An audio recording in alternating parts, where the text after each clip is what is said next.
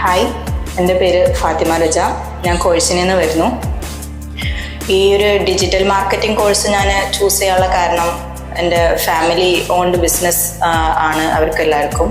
അപ്പം എനിക്ക് അവരെ ഒന്ന് സപ്പോർട്ട് ചെയ്യുകയും ചെയ്യുക. അതുപോലെ വീട്ടിലിരുന്നായാലും ലേഡീസിന് കൂടുതൽ പ്രത്യേകിച്ച് ഫ്രീലാൻസ് ആയിട്ടും ചെയ്യാൻ പറ്റിയിട്ടുള്ളൊരു കരിയർ ഓപ്പർച്യൂണിറ്റി ഉള്ളൊരു കോഴ്സാണ് ഡിജിറ്റൽ മാർക്കറ്റിംഗ് എന്നുള്ളതുകൊണ്ടാണ് ഈ ഒരു കോഴ്സ് ഞാൻ ചൂസ് ചെയ്തിട്ടുള്ളത്.